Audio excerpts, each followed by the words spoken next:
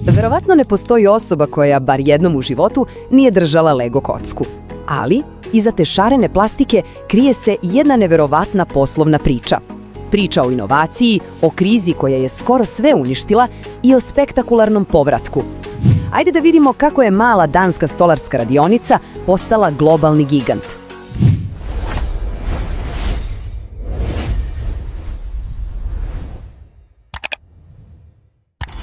Počnimo sa jednim brojem. 915.103.765. Ovo nije neka slučajna cifra. Ne, ovo je broj načina na koje možete spojiti samo 6 najobičnijih Lego kockica sa 8 pinova. Upravo ta, pomalo luda činjenica, najbolje pokazuje beskrajni potencijal koji se krije u nečemu tako jednostavnom. I to nas, naravno, dovodi do glavnog pitanja koje ćemo ovdje istražiti. Kako je nešto tako prosto kao plastična kocka uspelo da izgradi imperiju i postane jedan od najprepoznatljivijih brendova na cijelom svetu? Dakle, ovako ćemo proći kroz ovu priču. Prvo, idemo na same početke, u stolarsku radionicu. Zatim gledamo kako je nastala ta savršena plastična kocka i genijalni sistem igre. Onda sledi mračni period, kako su skoro bankrotirali pre nego što su izveli jedan od najvećih poslovnih preokreta i na kraju izgradili nasleđe koje traje i danas. A sve počinje sa jednim čovekom. Zvao se Ole Kirk Christiansen i bio je stolar u malom danskom gradu Billundu. Znate, rana istorija Lego je zapravo priča o otpornosti i preživljavanju. Zamislite, velika ekonomska kriza ga je naterala da počne da pravi igračke čisto da bi preživeo. Onda mu je požar uništio celu radionicu, ali on nije odustao. Video je to kao šansu da krene ispočetka još bolje. Čak je i ime kompanije Lego od danske fraze Leg got ili dobro se igraj od samog starta postavilo jasnu misiju. Njegov moto, samo najbolje je dovoljno dobro, nije bio samo neka lepa fraza okačena na zidu radionice. Ne, to je postalo srž cele poslovne filozofije. U vreme kad su svi pravili kompromise da bi uštedeli, on je inzistirao na beskompromisnom kvalitetu. I upravo to je izgradilo poverenje i postavilo temelje za premium brand kakav znamo danas. A sada, dolazimo do trenutka koji je sve promenio. Prelazak sa drveta na plastiku. Ovo je bio potez koji je odredio sudbinu kompanije.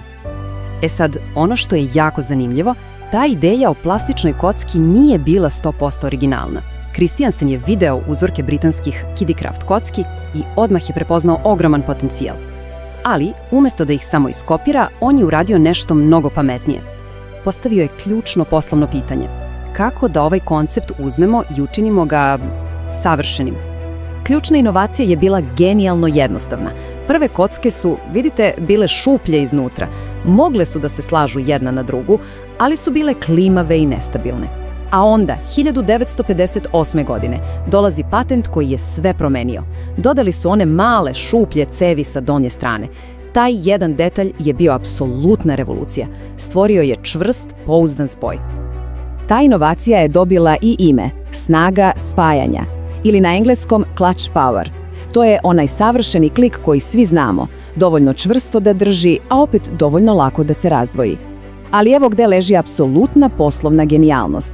Doneli su odluku da taj standard nikada ne promene. Razmislite o tome. Kocka napravljena 1958. i danas se savršeno uklapa sa bilo kojim novim Lego setom. Neverovatno.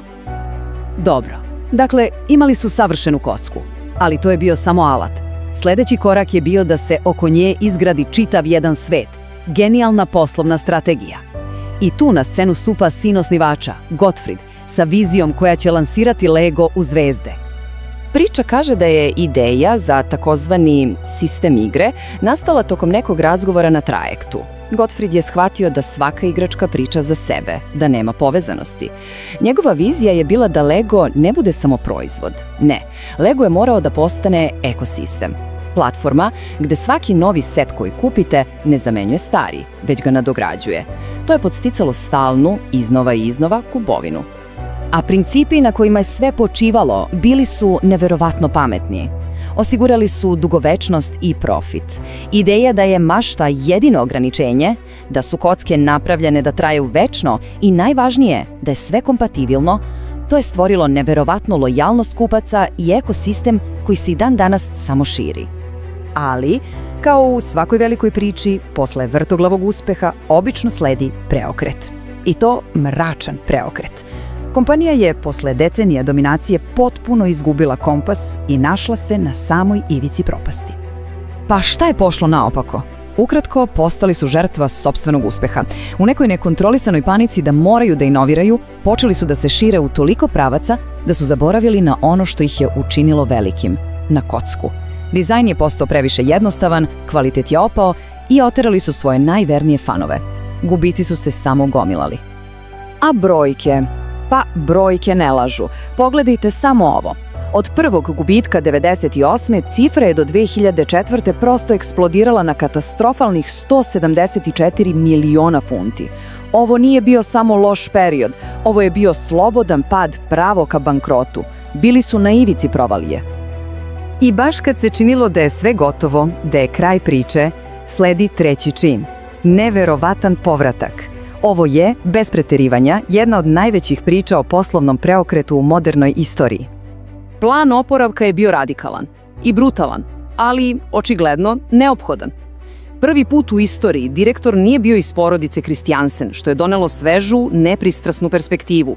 Prodali su sve što nije bilo direktno vezano za kocke, čak i Legoland parkove. Fokus se vratio na suštinu. A onda je usledio potez koji je sve promenio.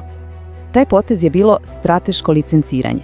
Partnerstvo sa Ratovima zvijezda se ispostavilo kao apsolutno genijalan potez. Iskoristili su moć jedne ogromne popularne franšize da ožive interesovanje za sopstveni proizvod. Odjednom, Lego je ponovo postao cool. Privukli su čitavu novu generaciju i ponovo postali deo popularne kulture.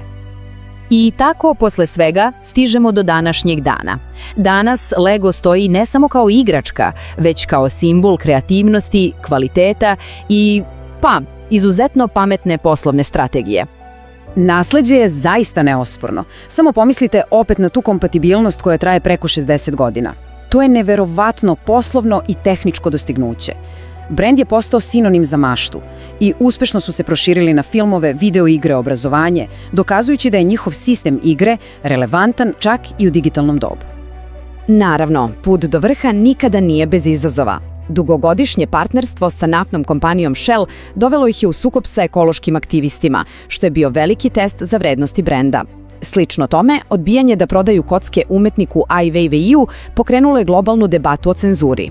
Ovi slučajevi samo pokazuju koliko je teško za jedan globalni brend da balansira između profita, imidža i društvene odgovornosti.